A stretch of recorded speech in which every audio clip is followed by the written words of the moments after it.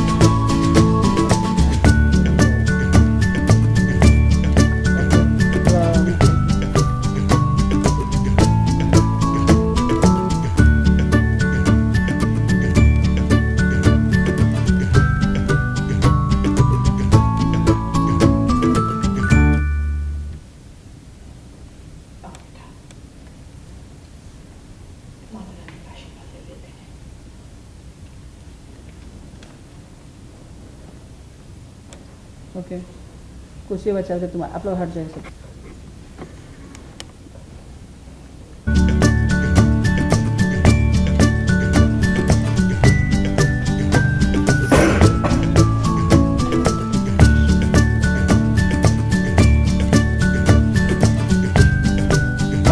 ऐसा कहा जाता है कि किसी को स्नेह दिखाने के लिए उसको कभी कभी अपने आप को कठोर बनना पड़ता है। It's sometimes you require to be cruel to be kind. तो इसीलिए हमने ये कदम उठाया है और प्रेम की शादी देविका से करवाई है। प्रेम आपने शादी कर ली अपनी पत्नी सिमर को छोड़ के, ऐसा क्यों एकदम कठोर कदम उठा लिया? जी, it was a tough day for Prem because उसी दिन श्राद्ध किया सिमर का, जो सामने जिंदा खड़ी हैं, और उसी दिन देविका से शादी की। एंड जैसा कि माताजी ने कहा और माताजी के कहने पर प्रेम ने ऐसा किया, क्योंकि मैं उस चीज़ को लेकर बिल्कुल भी कन्विंस नहीं था, लेकिन माताजी ने कन्विंस किया क्योंकि हमारे पास कोई और रास्ता नहीं है। सो कस्में दे डाली। सो वो चीज़ करनी ज़रूरी है, क्योंकि जैसा उन्होंने कहा कि किसी को प्यार दिखाने के लिए कभी कभी उसके साथ कठोरता दिखानी पड़ती है।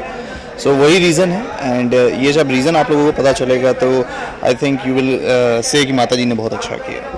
सिमर को कहीं ना कहीं बचाने के लिए ये सब काम तो नहीं कर रहे, जैसे शादी किया, क्योंकि हम सब जानते हैं, अब तो खैर आ ही गया है कि सिमर के अंदर पाताली का वास हो चुका है। अब सिमर को पाताली से बचाने के लिए हमें सिमर को ही दुख देना पड़ेगा, क्योंकि जब तक उसे वो इस परेशानी से नहीं गुजरेगी और पाताली इस परेशानी से नहीं गुजरेगी तब तक वो उसे छोड़ेगी नहीं। तो उसे सिमर का मन दुखाना ज़रूरी होगा।